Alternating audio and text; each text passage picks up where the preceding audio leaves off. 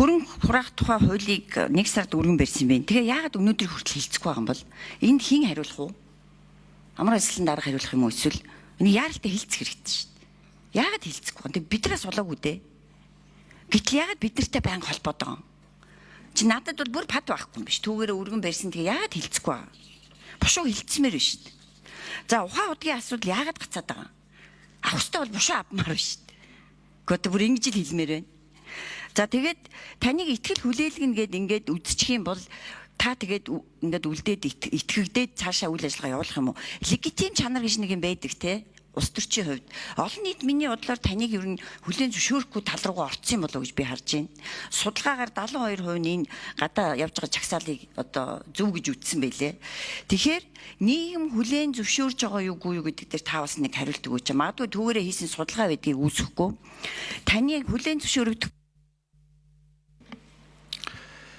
За Монгол Улсын засгийн газар 2025 оны 5 сарын 21-ний өдөр өргөн мэдүүлсэн нийтийн албан тушаалтны хууль бус хөрөнгийг иргэний журмаар хэмжлэх нөхөн төлөвлөх тухай хуулийн төслийг Баярмаа гишүүнэ.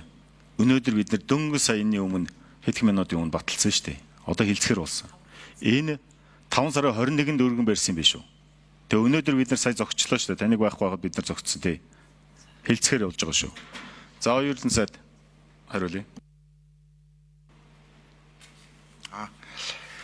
За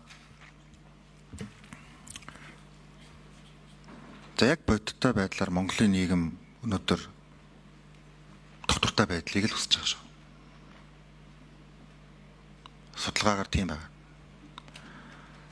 60-аас дээш хувь нь төр засаг хямралд орж хөрөнгө оруулалт гацаж явж байгаа төслүүд нь зогсож ирээдүйн хөгжлийн боломжоо улс төрийн ийм одоо асуудлаас болоод алдчих үе дээ гэдэг дээр эмзэглэж байгаа.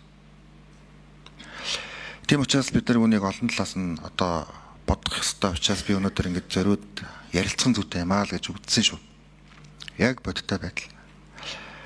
Огцрох амархан үнэн огцорсны дараах үр дагаврыг бид яаж харж байгаа гэдгийг л өнөөдөр олон талаас нь ярих нь бол одоо зүйтэй юм аа.